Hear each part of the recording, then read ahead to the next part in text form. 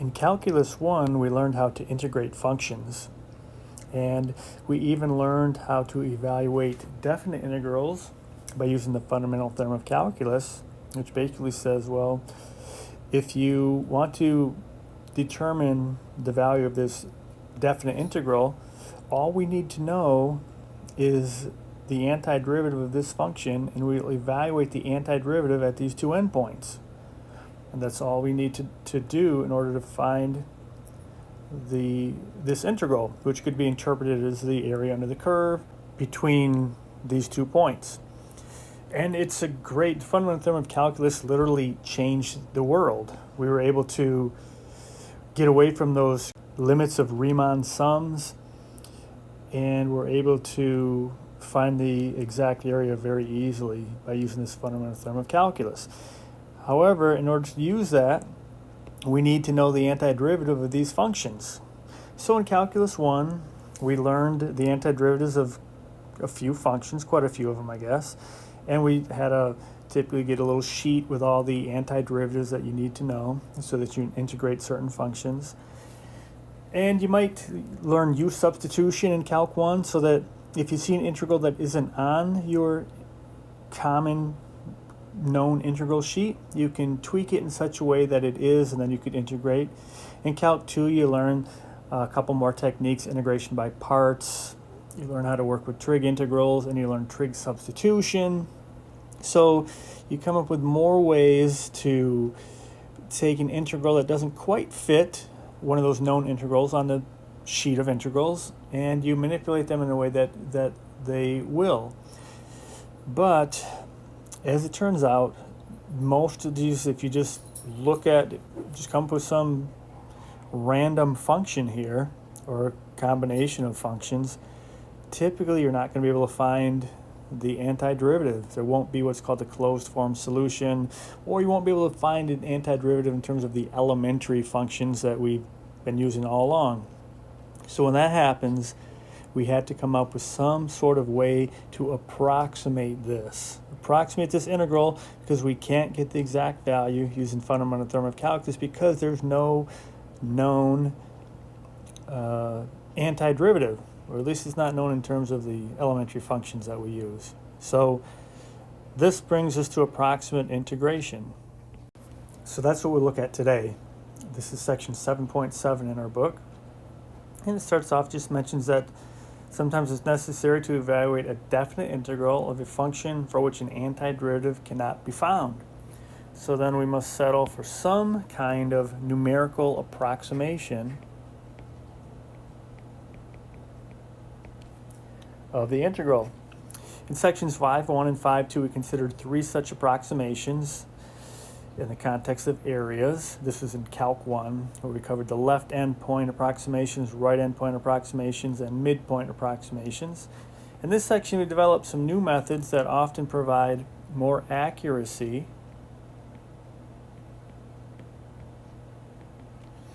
with less computation, which is to say they're going to be better methods. We also discuss errors that arise in integral approximations. The functions that we've been working with in calculus so far are called elementary functions. And the name is a little misleading because they're basically every function you've ever seen. Right? This is pretty much the only functions we work with.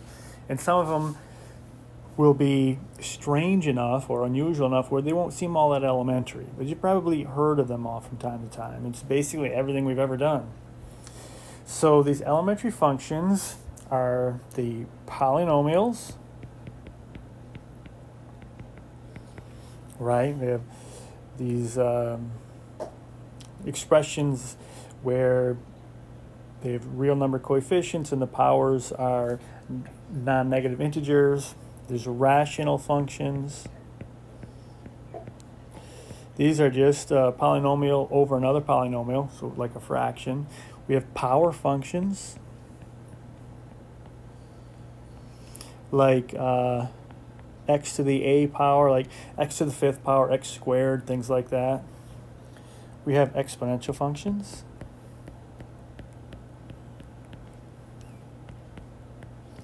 This would be like a to the x. So now the base is a number, the power is a variable. So like a to the third power, or sorry, 3 to the x power, or e to the x, 7 to the x, something like that. We have logarithmic functions.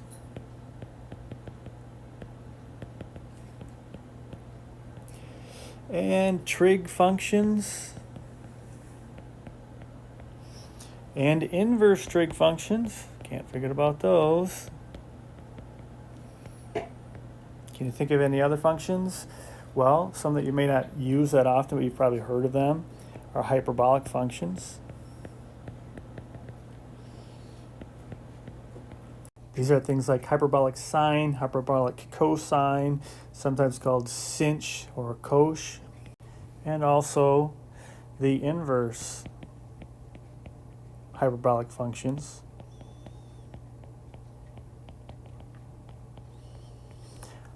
Inverse hyperbolic trig functions like inverse hyperbolic tangent and things like that. And also combinations of these. So all functions that can be obtained from these by the 5 operations of addition,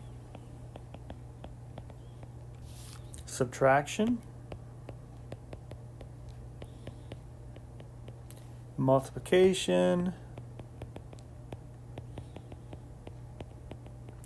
and division,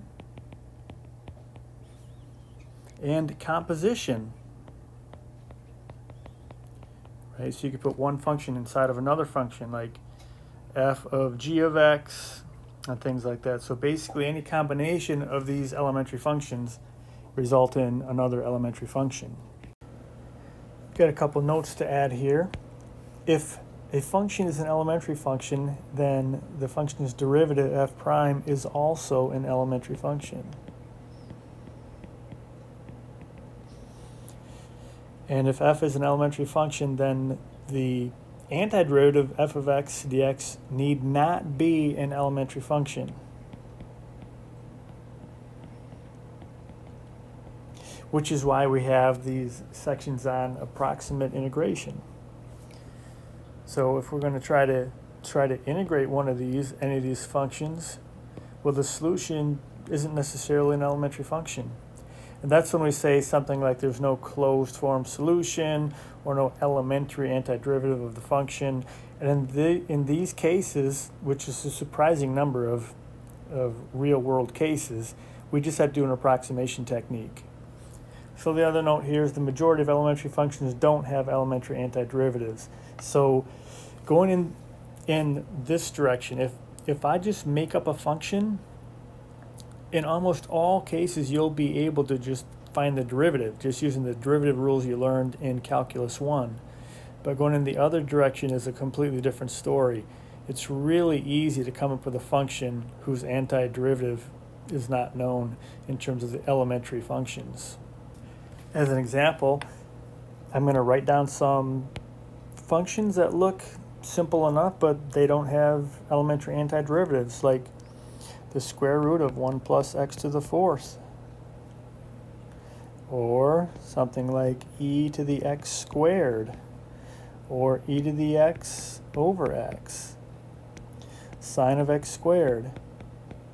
Now think how easy it would be to find the derivatives of these functions. If you were asked to find the derivative of these, no problem at all.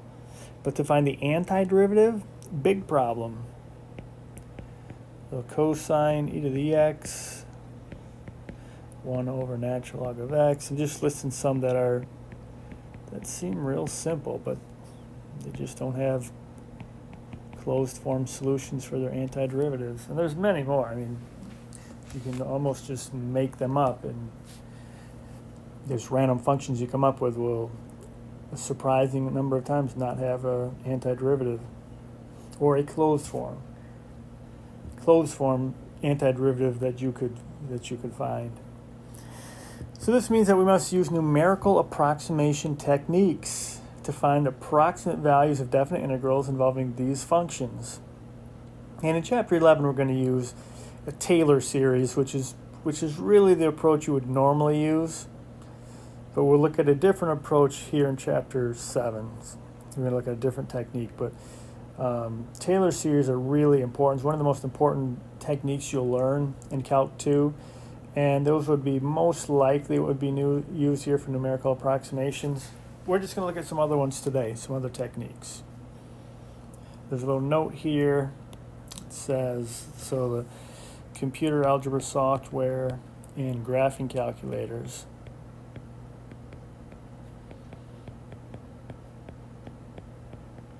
use approximation techniques.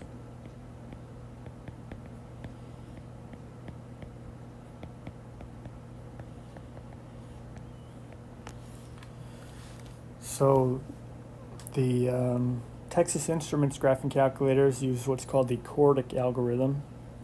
Let's write it down here. And other ones use other kind of approximation techniques. I think some use polynomial approximation techniques, but they don't, none of them that I'm aware of use the actual Taylor series that we'll use in Chapter 11, but they use things that are similar to that. So if we look at our first example here, we've got a simple enough looking definite integral. Now, of course, our calculator, because it's a definite integral, the TI-83 and 84 can evaluate this. Remember the finite integral command that we would use, finite integral. So it can evaluate this one because it has the limits of integration. Without those limits of integration, the TI-83 and 84 can't do this one. I mean, even if it were one with a known antiderivative, it still couldn't. But the ones with limits of integration, the definite integrals, the calculator can very easily find an approximation of this value using approximation techniques. And speaking of approximation techniques, here's our first one, the midpoint rule. This is one that you may have seen in Calc 1. This is taught sometimes in Calc 1.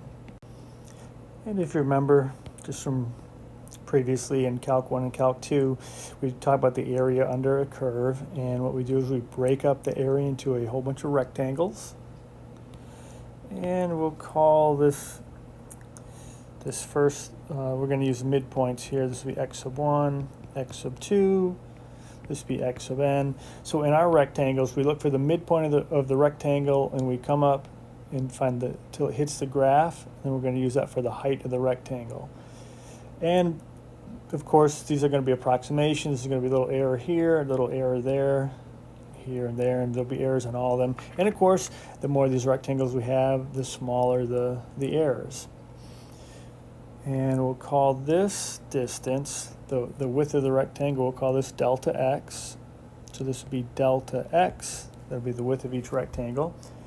And so we'll divide this interval AB into n equal subintervals. So this little area here from A to B would divide it up into n equal subintervals. And in doing that, what we would get is the length of each subinterval, delta x, would be b minus a over n. Right, so each of these, this is a delta x right there, just b minus a divided by how many rectangles there are, how many subintervals there are, will give us b minus a over n. And we'll let this b minus a over n be the base. So it'd be the base of each of these rectangles. And the heights of those rectangles are going to be f of x sub 1 bar, f of x sub 2 bar, and so forth, f of x sub n bar. And remember this, the bar just means the midpoint of this first rectangle. So we're going to use the midpoint to get the heights here.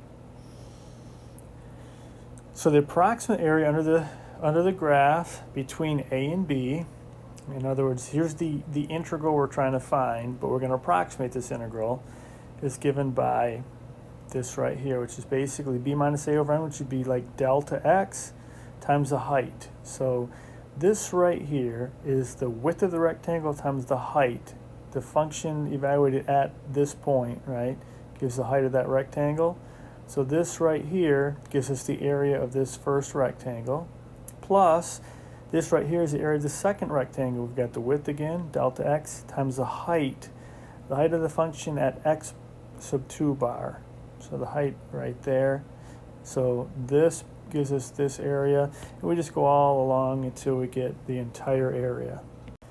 Then if you look here, we have this common factor b minus a over n, which then we could factor out here, and we see that the integral of f of x dx from a to b is approximately equal to this area here, which would be the base of each rectangle times each of the individual heights.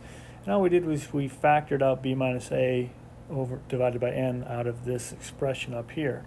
So this is the midpoint rule, and we'll sometimes use this abbreviation m sub n, where n is the number of pieces we're going to break the interval into. So we're going to use n rectangles to do this. So for example 3, they say use the midpoint rule with n equals 10 to approximate this integral. So n equals 10, so we're going to break up this region between 2 and 3 on the number line into 10 pieces. So for this one we've got, let's see, delta x equals b minus a over n. All right, so I'm figuring out what this is. And b minus a over n in this case is going to be 3 minus 2 over 10, which is 1/10. So that's our change in x. So if we have a number line right here, we're going between 2 and 3. So we've got 2. So we've got this number line here going from 2 to 3. And n equals 10, so broke it up into 10 pieces here. And we're going to take the midpoint of each of these pieces. So what we're going to really do is find this point here, which would be 2.05. That point there, which is 2.15, 2.25, and so forth. So we're going to pick all of these little midpoints.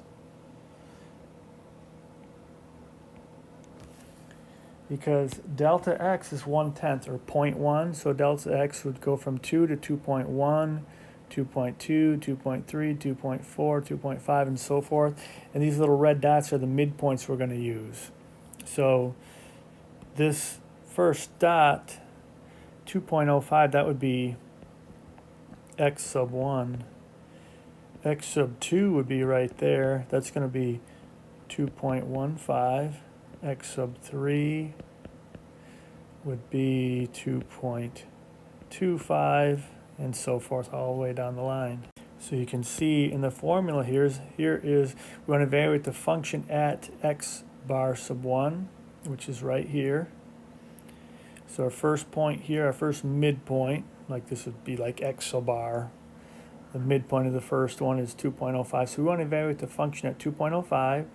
Then add that to the function evaluated at 2.15, and so forth all the way down the line, so that we'll have this formula that says this integral from 2 to 3, 1 over the natural log of x dx is approximately equal to 1/10. 1/10, because that is this number here. That's a 1/10. And then times, and here's where we just evaluate this function. This is our function. We evaluate this function at all of these points. So we're not going to use any calculus here. There's no calculus involved. It's just arithmetic. We're going to plug in these numbers into this function, add them all up. So we'll have 1 over the natural log of 2.05 plus 1 over the natural log of 2.15 plus 1 over the natural log of 2.25, and we would keep on going until we get the last one, which would be 1 over the natural log of 2.95. And 2.95, that would be this one right there. It would be 2.95. So it's fairly tedious for sure. But if you go through on your calculator and let your calculator do all the work here, and then multiply by 1/10, you should get something around, whoops, let's stick to the same color here, something around 1/10 times 11.18107, or, well, actually, let me keep going because we're going to talk about errors also. So we would get 18106952, which is, of course, 1.118106.952. So this is our approximation using the midpoint rule with 10 subintervals. Of course, if we use 20 subintervals, the errors will be smaller. So our estimate will be bigger, but it'll take more calculations. And just to compare, if I use finite integral on the calculator, so on the calculator you use finite integral, and we'd have 1 divided by natural log of x, comma 2, comma 3. Now, if you have the newer software with math print, you can just fill in the blanks. Basically, you don't have to write it like this. But what you'll get here in the calculator is 1.118424.815. And then we'll consider this the actual number. I mean, this, in most cases, this will be accurate out to this decimal place. Now, there's some exceptions. We don't want to completely rely on the calculator to never make a mistake or never give us a strange answer. I'll give you an example in a minute here. But for us, because you want to see how accurate these are, we're gonna use the calculator's answer as and consider it accurate to this last decimal place. So the difference between these two we'll call the error. So if you were to look at the difference here, the error or difference, and the way that we'll do it, let's define error in a particular way so that we get the same sign all the time. What we'll do, we'll call the error, this is the same way that our author does it. The error will be the actual, in this case the actual number, the actual answer will be the one we get from the calculator, minus the approximation. Now, of course, both of these are approximations. This is not the actual answer, right? It's an irrational number, but it should be accurate to this last decimal place. So we'll consider this the actual. We'll subtract what we are getting as an approximation and see the error. And if you subtract here, you get a pretty small number. So the error ends up being, the error is 0.000317,863. It's fairly small. But just so you don't think your calculator is incapable of making a mistake, when you get a chance to ask it this question, just ask your calculator, what is 10 to the 15th power plus, I don't know, let's say 913 minus 10 to the 15th power. Now, if you have a TI 83 or 84, basically any calculator that doesn't have a computer algebra software operating system, you may be a little disheartened when you see what your calculator tells you. Because this number is going to be too big. It's going to cause the calculator's memory to have some issues so that it's not going to have any place to put this number. But I'll leave it to you to check it out and see if you're happy or not happy about your calculator. But the point is, don't trust everything your calculator does. They are great tools, but we still have to have our intuition to know when something doesn't seem quite right with a calculator or any software. Another approximation technique we'll take a look at, which is one you probably didn't see in Calc 1, is the trapezoidal rule. And what we're going to do is, instead of using rectangles, we're going to use trapezoids. So we'll divide this region from A to B into n equal subintervals, just like before.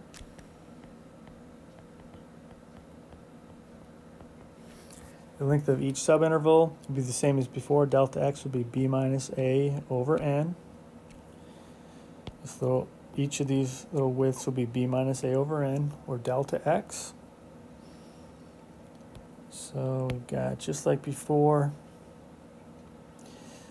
got b minus a over n, or delta x. So if you remember from the good old days in 10th grade geometry, a trapezoid is a quadrilateral with only one pair of parallel sides. So like they come in different shapes, but probably the picture that you think of the trapezoid would be something like this. And that's what we're going to use here. So you're going to form any of these trapezoids, and we'll call this height of it right here, we'll call this thing the height, delta x, which we mentioned before. Delta x was just b minus a over n. So here's the height of a trapezoid, b minus a over n. And then we let x sub 0 equal a, so x sub 0 is a, x sub 1 is a plus h, right? So x sub 1 is a plus this height h. So think of this trapezoid, here's the height, and each of them has the same height. So that x sub 2 would be a plus 2 times the height. So to get here, you start at a and you add the height twice. But also, we have an area form of the trapezoid, which you may have seen before, but it may have been a while. The area of the trapezoid is 1/2 the height times base 1 plus base 2. So just to make it a little easier to see for our pictures, because our trapezoids look like they're sort of on the side, a little bit like the way we're defining these. So this would be a straight line. So we're going to call this the height. We'll call this base 1, and we'll call this length base 2. So in our case, if we stand this up on its side now, to see these, to figure out what base 1 and base 2 are by looking at the drawing, and the fact that we've got a function, then what we would see over here, this height is b minus a over n, right? It's just delta x. We're calling that the height of this. So each of these is the height of this trapezoid. So there's the height formula. Base 1 and base 2, well, this one, the height of this, is going to be f of x naught. So think of this first trapezoid right here. So actually, I need to make a trapezoid. Once we get these heights, we're going to draw these straight line segments. So that's how we will get our trapezoids. And we use those for an approximation. So there'll be little errors, of course, but that's what we're going to use for our approximation. So here is our first trapezoid, is this trapezoid right there. So to find this height right here, it's just f of x naught, right? That's the height of the function at this x naught. This side over here, this side is just going to be the height of the function at x sub 1. So this side is going to be, this height is f of x sub 1. And then those numbers can be used to find the area of that first trapezoid. And so just using this area formula right here, using this area formula, we would get our area is equal to 1/2 the height, which in this case is b minus a over n, times f of x sub 0 plus f of x sub 1. And that would give us this area formula for this particular piece, which is this trapezoid right here. And of course, these are going to be a lot smaller to do a good approximation, but I wanted you to be able to see the picture here. Okay, so hopefully that makes sense. Nothing too crazy. We're just using trapezoid instead of rectangles, so the formula is a little bit different. And then we can use this formula here. So the approximate value, again, we're approximating this definite integral.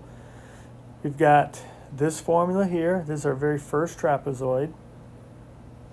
And then we're going to do it the same thing to the next trapezoid. So the first trapezoid was, we used the height at x sub 0 and x sub 1, x sub 0 and x sub 1. Now this second trapezoid here, this side is x sub 1 again. So we see this x sub 1 here was the right side of of this first trapezoid, and now x sub 1 is the left side of the second trapezoid. And then when we use x sub 2 for the second trapezoid, we use it again for the third trapezoid. So you can see these things get repeated. X sub 1, x sub 1, x sub 2, x sub 2. But it's basically just this trapezoid formula for each piece. And it just keeps on going.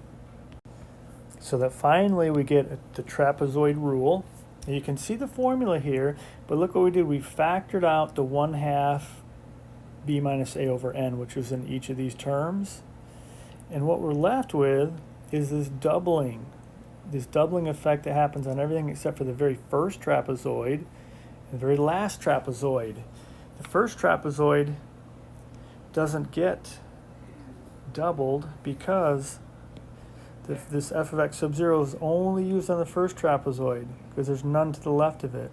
And then this last one, f of x sub n, that doesn't get doubled because it's only used on this last trapezoid. But all these other heights are on two trapezoids, right? This x sub 2 is the height of this one and that one. This x sub 3 is the height of this one and that one. So you have these 2's that you can see throughout the formula for the trapezoidal rule. And then we can use this trapezoidal rule to approximate this. And this is the same integral that we just used with the midpoint rule. So let's try the trapezoidal rule and see what we get. Also, I should mention, this is a lot of times abbreviated as t sub n, where n would be the number of trapezoids we use. So to calculate this one, we're really calculating t sub 10, right? Trapezoidal rule of 10 trapezoids. We've got the number line here just like before. And here's our f of x sub 0, which would be 2. F of x sub n would be 3. So f of x sub 1 would be 2.1. Because we're still going to break it up into 10 pieces. So we'd still go 3 minus 2 over 10. So we'd still get 1/10 as our base here.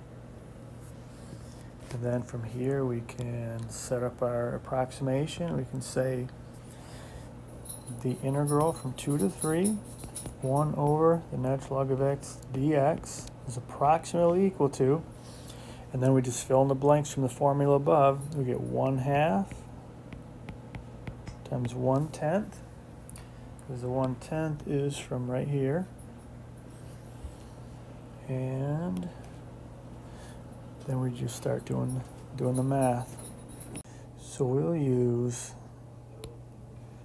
just using the formula, we're going to get f of 2, right? F of 2, f of x naught is 2, and then we just go right down the line. But this one gets 1. All the rest of these we have to double because the way this was set up, except for the last one, it's just a single again.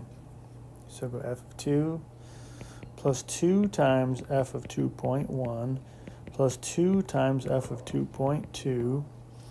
We're going to keep on doing this till we get plus 2 times f of 2.9 and plus f of 3, only one of those. So this is equal to 1/20th. And then f of 2 is going to be 1 over the natural log of 2 plus 2 times 1 over the natural log of 2.1. So I'm just going to put the 2 up on top there. Plus 2 times the natural log of 2.2 plus 2 times the natural log of 2.3 plus 2 times the natural log of 2.9.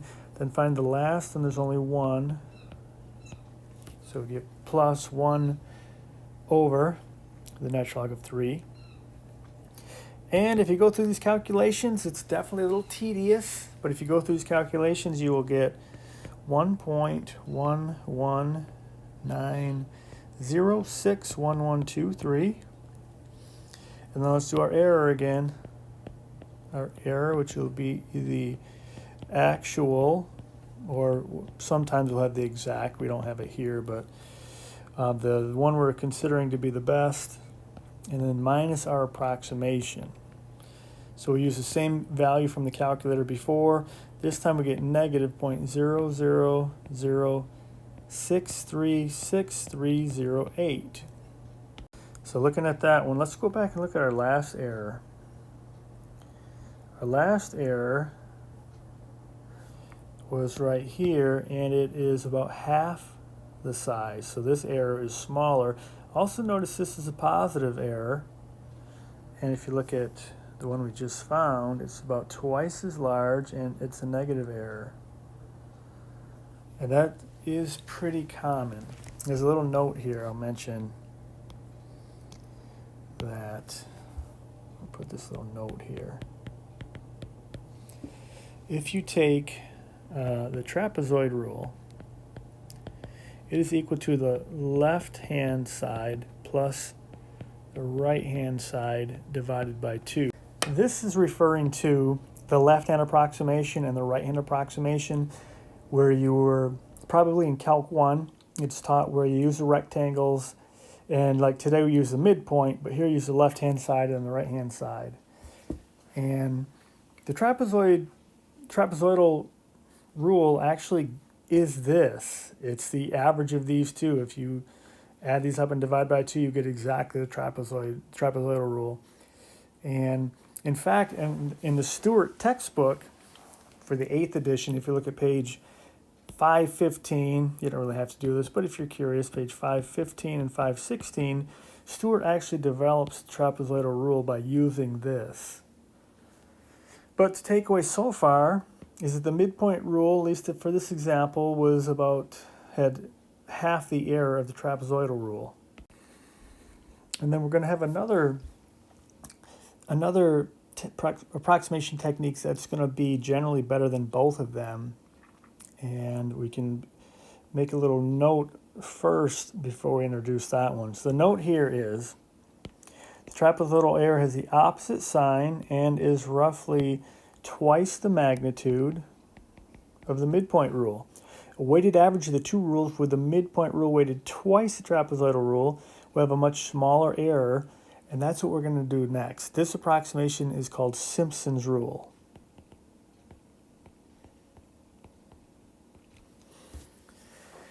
And the mathematician this is named after, I can never remember, it's either Bart Simpson or Thomas Simpson, one of them. But it's named after that mathematician. And in fact, you could make this little note here. Simpson's rule is equal to twice the midpoint rule plus trapezoidal rule divided by 3. And technically this would be with these two would both have n subintervals, and this would have 2n subintervals. But it makes it much more accurate. The error really shrinks up with Simpson's rule because of this, because the midpoint rule, if you double it and then add it to the trapezoidal rule, since they have the opposite sign, it would make for a very small error, then divide it by 3, and that is Simpson's rule. Before we look at Simpson's rule, let's make a little note here. So here's the actual, right? This is what we want, is the actual answer. We want this actual answer, and what we're going to get is an approximation plus an error. So if I take the approximation and add the error to the approximation, I'll get back to this exact amount, right? This is the actual value we want. We can approximate it. We know there's some error, but if we were to add the error to the approximation, we would get back here. So if we consider this an algebra, like an algebraic equation, then we could get the error, solve this for the error, and the error will be the actual value minus our approximation. And so that's what we're using here. Error equals actual minus approximation. And actual would be like the exact value. So this is that error formula that we use, just to compare these different techniques. And now method 3, Simpson's rule, is probably the least intuitive. So Simpson's rule, you could think, let's see, we approximated before using rectangles, then we used trapezoids. Now we're going to use something else. You might be thinking an octagon? No, not an octagon. A parallelepiped? Nope, not even that. We're going to use a parabola. Of all things, we're going to use a parabola for Simpson's rule, which might not seem all that easy to use. but it's done in a way where it's a little bit of work, but not as bad as it seems, and it's definitely more accurate than the two methods we looked at so far. First thing to notice about Simpson's rule is we need to partition the region into an even number of subintervals. We need an even number, and that is because of the way that we're going to construct the geometry here for Simpson's rule. So we need to start off with an even number of subintervals. Then imagine we take some points here on this curve, and we're going to use these points to create a couple parabolas. And for this picture, we'll have a couple parabolas, but maybe have a parabola that goes through these 3 points like this. Then we've got another parabola that goes through these 3 points. And we're going to end up using these parabolas to approximate the curve. Now in this case, there's these big gaps and big errors, but of course what we'll do is we'll have a lot more parabolas, and then we'll shrink up these errors. So to get started, let's label these points here. So we will call, well, let's label this height. Let's get some heights here.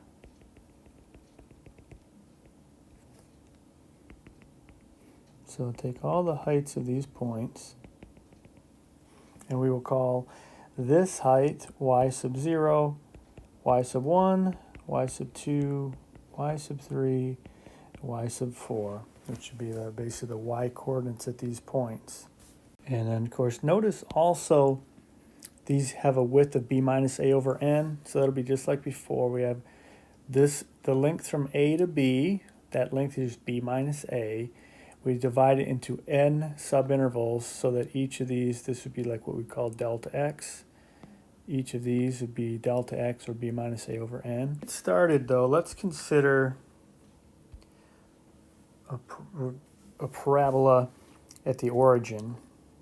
So let's say we're going to try to determine this parabola by fitting these points here. This point, and this point.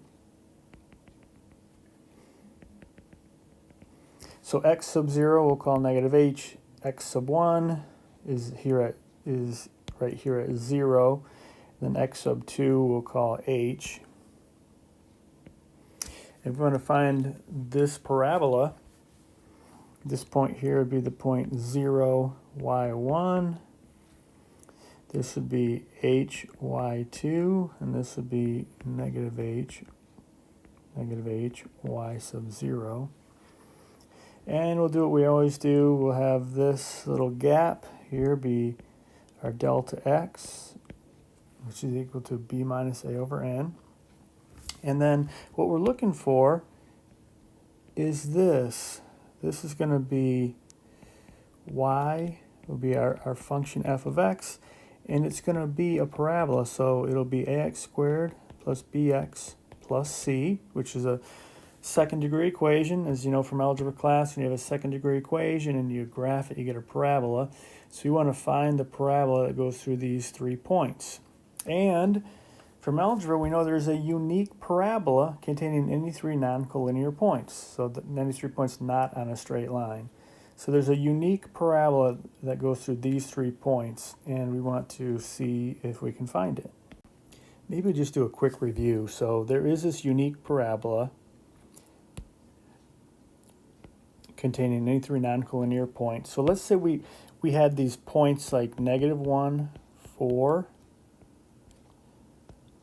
2, negative 5, and 3, 0. So it turns out there is some unique parabola that contains these points, and in the way we would find it is we would consider this general formula. And what we could do is plug these in one at a time for x and y here. So we'd put 4 equals, and I put a negative 1 in for x and x. And what we'll get is a system of equations that we could solve. So if I were to plug this first point into that equation, we would get 4 equals a minus b plus c. I plug this one in, so I'm going to plug 2 in for the x's and plug negative 5 in for y right in here. And then if we did that, we would get negative 5 equals 4a plus 2b plus c.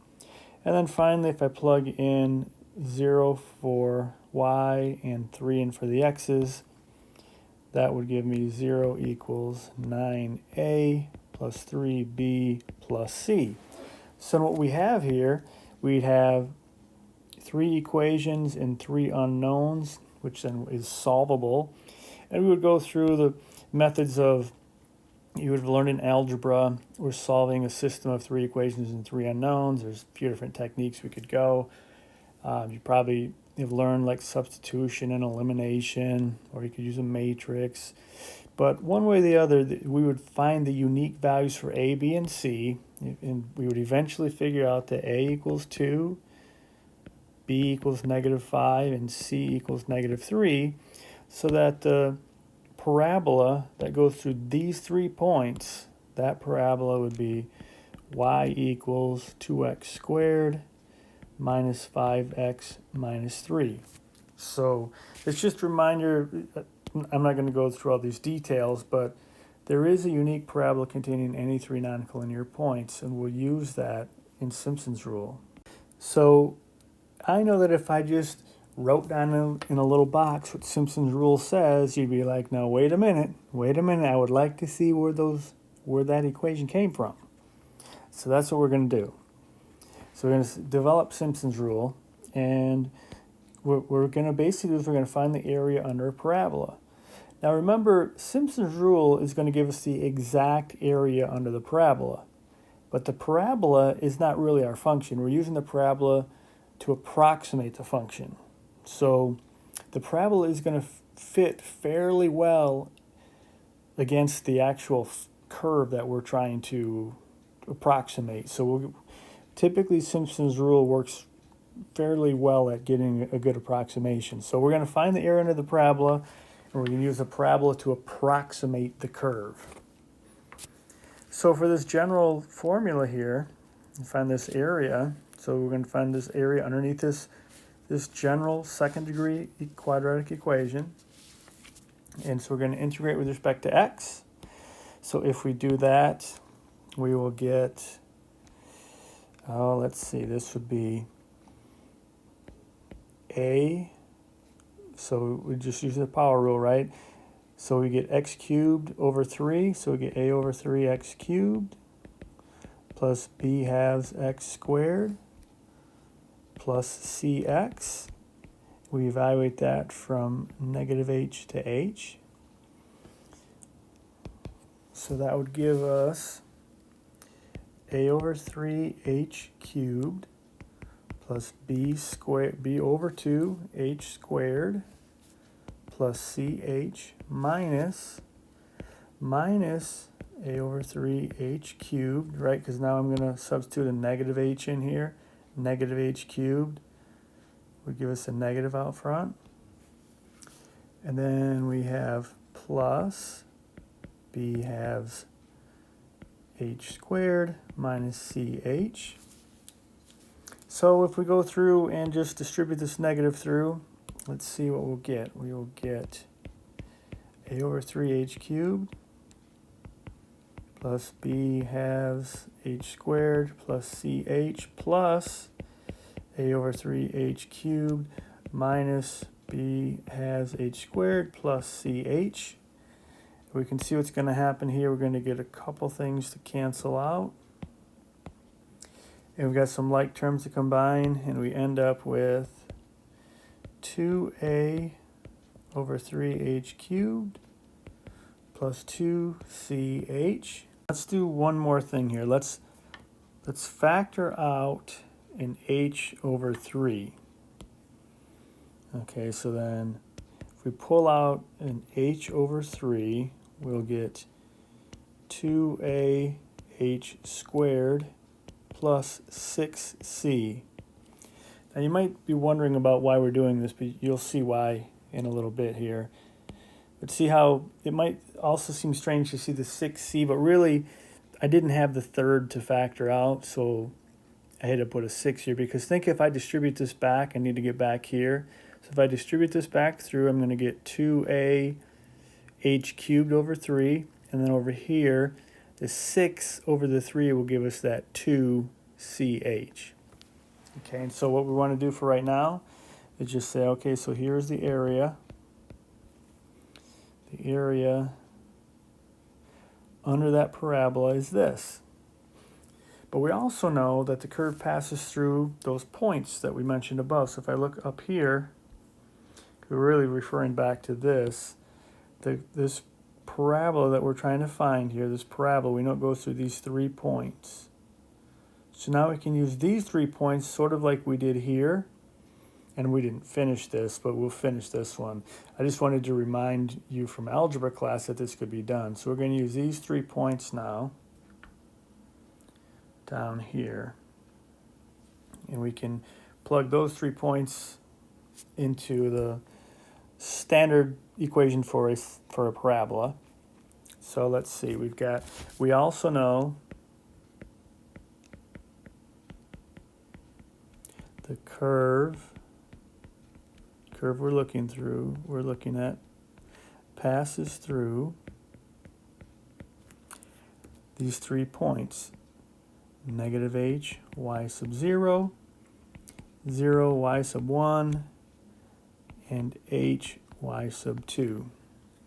And of course, the standard form is y equals ax squared plus bx plus c. So what we'll do is we'll take these one at a time, x, y, and plug it in here, and then x, y, plug it in here, and then x, y, plug it in here, end up with a system of equations. And what we'll do is we'll manipulate that system of equations to come up with a way to improve upon our area formula here. That we'll come up with a formula that will work better for us for the general case. So taking these one at a time, x and y, for each 3 of these, plugging them here, let's see what we get. We would get y sub 0. Y sub 0 equals ah squared minus bh plus c. Y sub 1 equals c. Right, because when I plug this in for x, they drop out except for the c, so you just get y sub 1 equals c. And finally, we'll get y sub 2 was ah squared plus bh plus c. So since y sub 1 equals c, we know that c equals y sub 1. This is something that we will use. So c equals y sub 1. So wherever we see c in these other two, we can just substitute y sub 1. But speaking of these other two, I'm going to take this one and this one, just line them up next to each other or on top of each other, and see if we can notice anything. So got the first one, got the second one.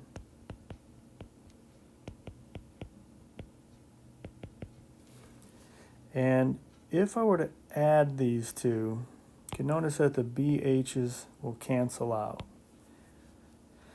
So you get y sub 0 plus y sub 2 equals 2ah squared plus, now I'm going to write 2y sub 1 because it's really 2c, but c is y sub 1, so we have this.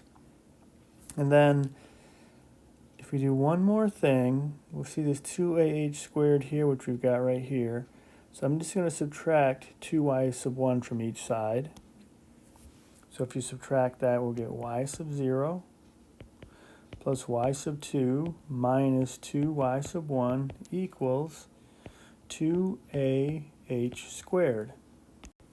Then let's move this down here. But I'm going to get rid of this 2ah squared. I'm going to put this in there instead. So then what we'll get is area equals h sub 3 times, instead of 2ah squared, we'll put y sub 0 plus y sub 2 minus 2y sub 1. And then we're going to add this plus 6c, but instead of c, we'll use y sub 1 again. So we'll go plus 6y sub 1. And then we can clean this one up. So we'll write area equals h sub 3. And cleaning this up, we'll get y sub 0 plus 4y sub 1 plus y sub 2. So here is a formula that we're going to make use of. So look at what we've got. We've got y sub 0, y sub 1, y sub 2. 4 of these y sub 1s. And then we use these points in that picture above. So let's look back to that picture. This one way up here. This one, we had y sub 0, y sub 1, and y sub 2. And what we'll do is we would use these 3 points for this parabola, and then another parabola comes along, but look what's going to happen is this y sub 2 will be used for 2 different parabolas. And you'll see that in the formula, this y sub 2. It's used twice. So if we come back down here and look at our formula, we're going to see this in the in Simpson's rule, in that formula for Simpson's rule. And you can see it right over here. So the approximate value of the area under the curve, we've got this one here, which is the one we just looked at.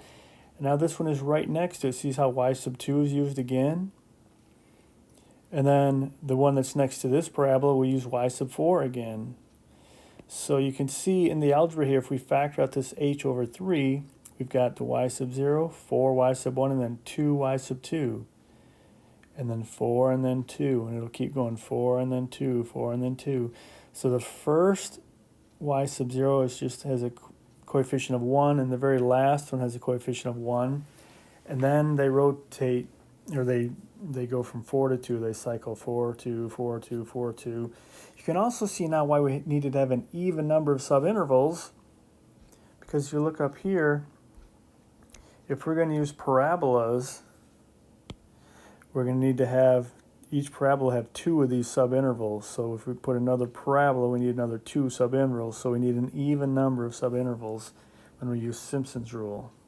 Also, should probably point out, so this h equals b minus a over n. Let's see where that is from. That is from right here. This h is equal to b minus a over n. That's that length h right there. So to make sense of this formula, where we have h over 3 up here, h over 3, right here, h over 3, well, h over 3 is just 1/3 h, and h is b minus a over n. So that's where this formula here, h over 3, turns into 1/3 b minus a over n, right? H over 3 is 1/3 h, and that is 1/3 this, because h is that. So that's where this comes from, 1/3 h turns into this. Look at this formula. There's one more thing to point out to make life a little easier. For x, an odd subscript, like 1, 3, 5, 7, 9, they have a coefficient of 4. So the odd subscripts have a coefficient of 4, and the evens have a coefficient of 2. So 2, 4 have a coefficient of 2. Of course, the first one and the last one just have a coefficient of 1. But that's one thing you can just notice to make life a little easier. So I'll just mention that x odd, you have a coefficient of 4. For x with an even subscript, you have a coefficient of 2. And with that, we've got our new rule here, Simpson's rule. So we can approximate the area under this curve, or in other words, approximate this integral using Simpson's rule. Like the other two, it's a little tedious. Both, these are a little tedious doing these calculations, but they're a lot better when you don't have to do them by hand. But of course, as Calc 2 student, we do them by hand to just see how everything works. So let's try this approximation and see if we get a smaller error than the previous 2 times. And you notice, like last time, like the last two times, we're going to break this up into 10 pieces. It's the same integral as before. You use n equals 10. So we're basically going to do, the same thing before, where we go from 2, and then there's 2.1 and 2.2, and we go all the way to 3, right? From 2 to 3. So using this Simpson's rule, we would say, okay, the integral from 2 to 3 of 1 over the natural log of x dx is approximately equal to, so we have 1/3, which comes straight out of the formula. It's always going to be there, 1/3. B minus a over n is going to be 3 minus 2 over 10, which will be 1/10. And then we have to evaluate the function at these points. So we'll have f of 2 plus 4 f of x sub 1, which would be 2.1, plus 4 f of 2.1, plus 2 f of 2.2, plus 4 f of 2.3, plus 2 f of 2.4, plus 4 f of 2.5, and these 2's and 4's just rotate all the time back and forth.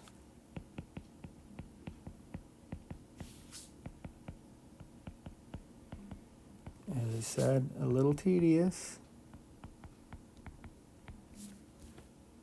And then the last one is just coefficient of 1, f of 3. And of course the function is just this, so this is going to be f of 2 is just going to be 1 over the natural log of 2 plus 4 over the natural log of 2.1. I can say 4 over because we're multiplying 4 by this, so the 4 would just be 4 times 1 up there. And if you go through all these calculations, again, it's fairly tedious, but you get 1 over 30 times 33.55283619, which is equal to approximately 1.118427.873. And when we do this error, which is our actual, which remember our actual is just going to be the TI 83 or 84 approximation, which should be accurate to the last decimal place. Actual minus approximation, to the last decimal place that it shows on the screen. But this is going to be a much smaller error. This gives us negative 0.0000305842, so much smaller. And then I want to make a note. Sometimes on a test or a quiz, when students are doing the midpoint, trapezoidal, or Simpson's rule, they start taking derivatives and integrating. There's no calculus used on those. Did you notice in these three techniques, we did a lot of tedious arithmetic. There's a lot of tedious arithmetic, but there's no calculus, right? We're basically saying we don't know how to use a calculus on this one because we don't have a closed form solution. So we're going to use one of these rules, midpoint, trapezoidal, or Simpson, and there's just arithmetic at that point. We just have to basically fill these in and start calculating. So here's a note that shouldn't be all that surprising. Regardless of the approximation method used, the accuracy depends on the number of subintervals used. However, the greater the number of subintervals, the more work involved in the calculations. Thus, a common type of question is, how many subintervals must be used in order for the trapezoidal rule to yield an answer accurate to 4 decimal places? This is something I've just studied pretty intensively in numerical analysis or real analysis.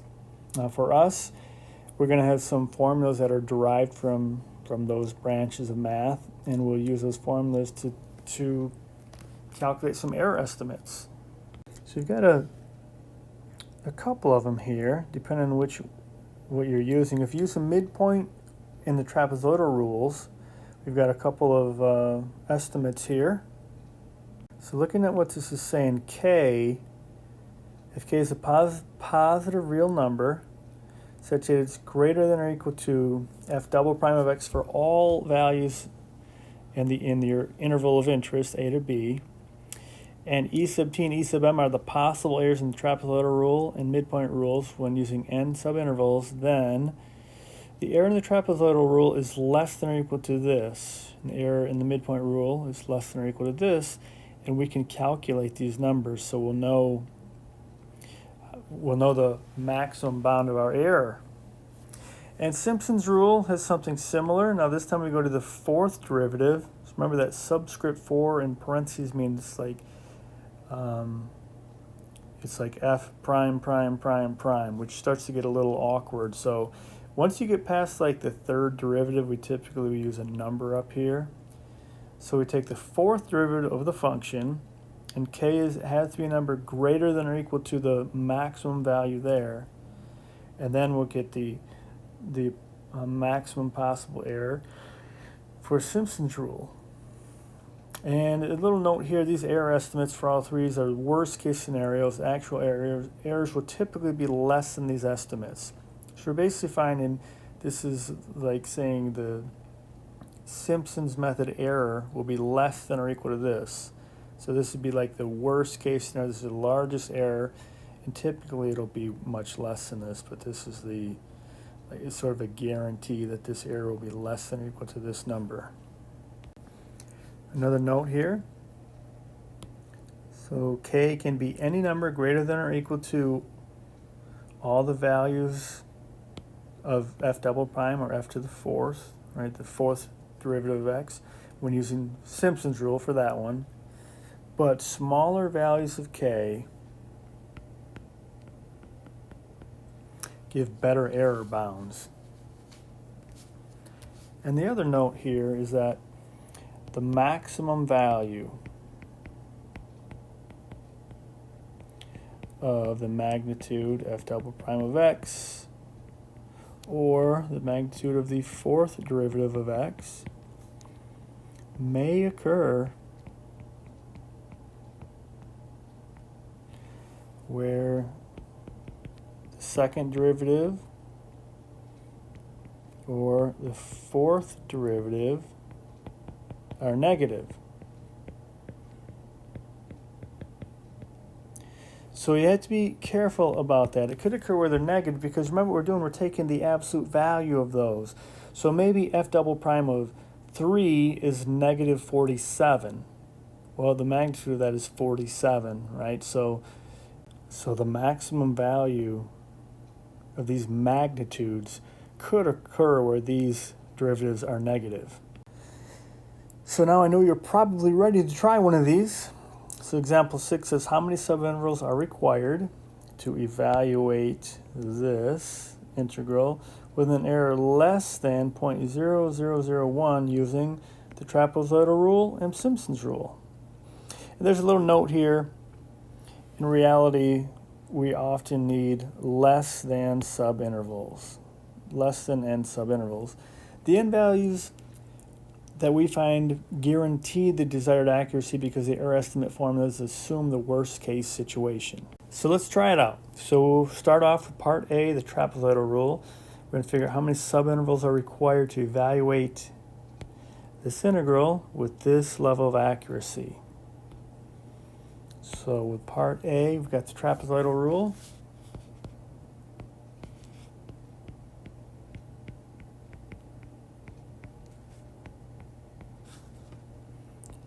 We've got our error here. It says the error, the magnitude of the error, is less than or equal to k times b minus a cubed over 12n squared. And we want that to be less than 0.0001, right? We want our error to be less than this. So here's our trapezoidal error. It's going to be less than or equal to this. We want that to be less than 0.0001. So basically what we have to do, we have to solve this for n. And n is the number of subintervals. So in order to do this, we need to find k. We know b and a. A is 1, b is 4. So let's find k. If you look here, it says that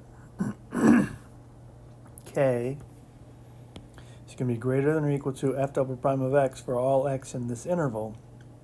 So we need to find the second derivative, find the maximum magnitude. So it could be a negative value or positive value, but we need to find the maximum magnitude on that interval of interest. So let's go over here and find k. Oops, I want blue. So to find k, let's maximize the second derivative and the magnitude of the second derivative on a, b, which in our case is going to be on 1 to 4. So let's see, f of x is equal to 1 over x. Since we're going to have to take a derivative, I'm going to write it as x to the negative 1. So then f prime of x with the power rule be minus x to the minus 2. And f double prime of x, again with the power rule, will be 2x to the minus 3, or 2 over x cubed. So we need to consider this graph on this interval and find the largest value. This one's kind of easy to work with because you can see that as we look at 1 to 4, as the numbers in the denominator get bigger, it's going to make the whole fraction smaller. So definitely the maximum value is going to occur when x is 1. If I plug a 1 in here, I get 2 over 1 cubed, which is 1. So I get 2 over 1, which is 2. And as I put more values in, like 2, 3, or 4, anything in that interval, like 3.7, anything in here is going to make the denominator larger, which in turn makes this number smaller. So the maximum value is going to occur at 1. But sometimes it won't be so easy to figure out. So we can just consider a graph. So just to get us a little practice here, we've got 1, 2, 3, 4. That's the interval of interest. And if we were to graph, let's see, what do we have?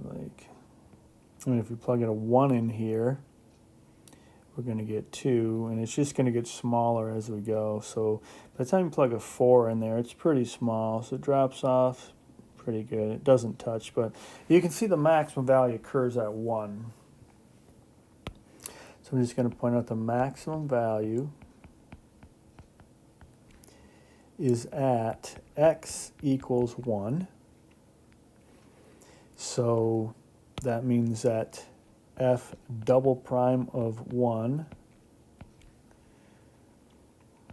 that's going to be 2. So k equals 2. Because remember, k has to be greater than or equal to the maximum value of f double prime of x. The maximum value of f double prime of x in our case is 2. So we could just say k is equal to 2. So then we can go back over to here and plug in our formula. We need to solve this for n. We know k is 2. So I'm going to say 2. b minus a over n, that's going to be 4 minus 1, which is 3. Oh, not over n, but cubed, right? Sorry. b minus a, this is 4 minus 1 cubed. That's just from our formula. So 4 minus 1 gives us 3 cubed. We divide it by 12n squared. That's going to be less than 0.0001. And let's see, of course, this we can cancel right away. That's 1 and 6. And 3 cubed is 27. So this is 27 over 6n squared. From here, and we could simplify this again, but you know what I'm going to do? I'm going to think of this equation here. I'm going to multiply each side by 6n squared. Now n is going to be positive, so I don't have to worry about reversing the sign. I just want to clean this up a little, so I'm just going to multiply each side by 6n squared. Right, you can do anything we want. This is a positive number, so we don't have to worry about it switching the signs. That'll give us 27 is less than 0.0006 n squared. And now I'm going to divide each side by 0.0006. And I'm also going to just write this in the other direction. So this would be n squared is greater than 45,000. All right, I just divided this. So this canceled. This is 45,000, and n squared is greater than that. So now I just have to take the square root of each side. I take the square root of each side, and I'll get n is greater than 212.13. So n could be 213. That's the smallest we can go. Right? N has to be greater than this. So I can't say 212. Greater than 212.13. So smallest value would be 213. So if I want to have this kind of error using the trapezoidal rule, I'm going to need a lot of calculations, right? And again, this guarantees it. It could be that I need a lot less than this, but this is the theorem that will guarantee this level of accuracy. So 213 intervals using the trapezoidal rule. So now let's try the same thing. Simpson's rule we know is significantly more accurate, so maybe it'll be a little nicer. Maybe we won't have to use so many intervals. So let's look at that one next. Simpson's rule.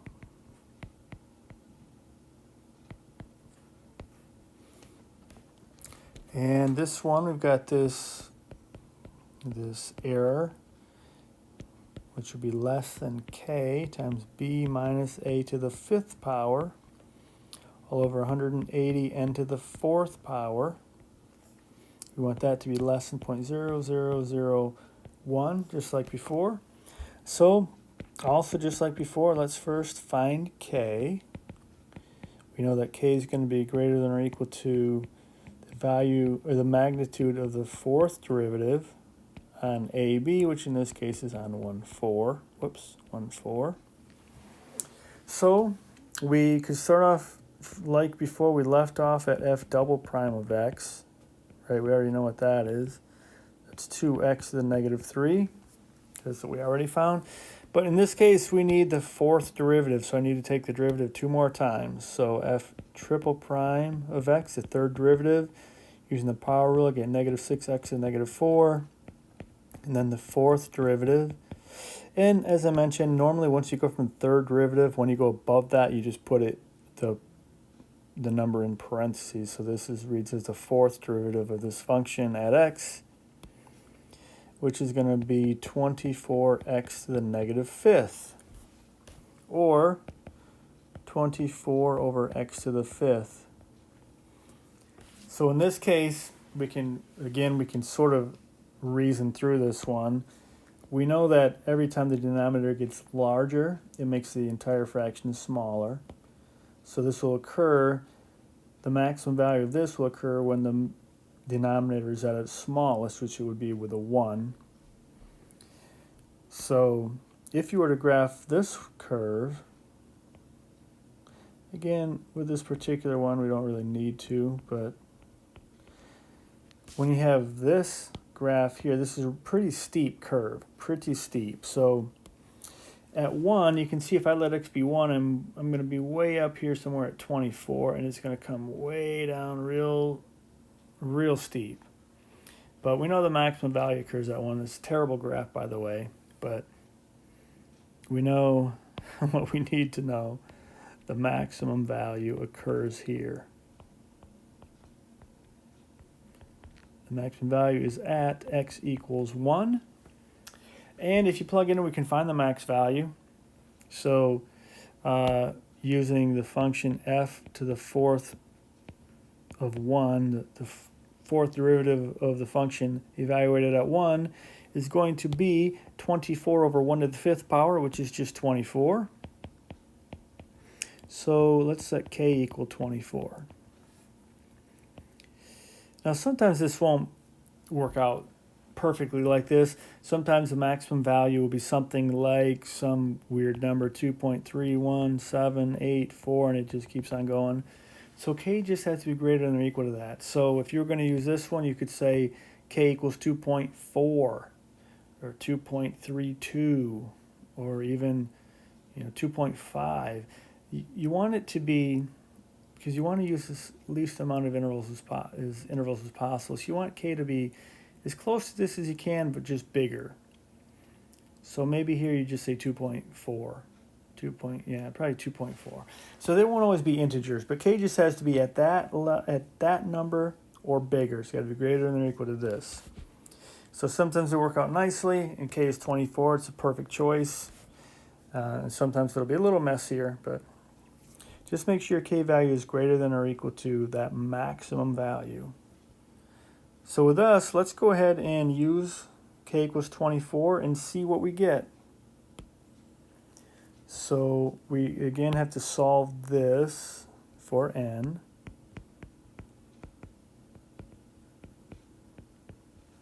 And n will be our number of subintervals. So k this time is 24, so I have 24. Again, we're going to have 4 minus 1, which is 3. This time it's to the 5th power, or 180 n to the 4th power. It's less than 0.0001. And you can clean this up a little bit. 12 goes in here twice, goes in here 15 times. And that would give us 2 times 3 to the 5th power is 243. Whoops, that's n to the 4th. And I guess at this point I do the same as before. I multiply each side of this inequality by 15 n to the 4th, which I can do. This is going to be a positive number. N is not going to be negative in relation to the 4th power anyway. But so I don't have to switch this sign. So I multiply each side by 15 n to the 4th, and I'll get, well, let's just do this. Let's do the math here. 2 times 243 is 486. So I get 486 is less than 0.0015 n to the 4th. So if we divide each side here by 0.0015, 0.0015, and then I'm just going to reverse the direction here, so I'll get n to the 4th is greater than 324,000. So then what I'm going to have to do to solve this, I'm going to take the fourth root of each of these numbers. And when you do that, you'll get n is greater than 23.858. N has to be greater than that. So n could be 24. So we went down quite a bit. We had 213 subintervals to get this level of accuracy using the trapezoidal rule. With Simpson's rule, we only need 24 subintervals. But I want to make an important point here. This is important for Simpson's rule. N must be even for Simpson's rule.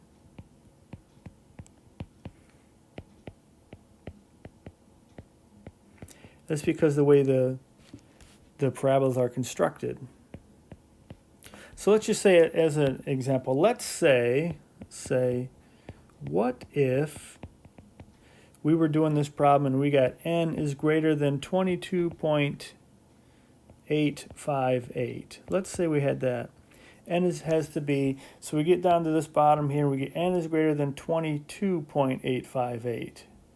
Well, n still has to be 24, right? It can't be 23, it has to be even. So be careful with that one. It's only for Simpson's rule. Trapezoidal rule and midpoint rule don't have any such problems with odd numbers of subintervals, but Simpson's rule, it's got to be an even number, so you may have to skip over one. So that should give you all you need to know to start on the problems in section 7.7. It's a little bit tedious for sure, but it takes care of a very important problem, which is how do I integrate functions that don't have closed form solutions. And it's one way of doing it. It's 3 different approximation techniques. So give the homework a try and let me know if you have any questions.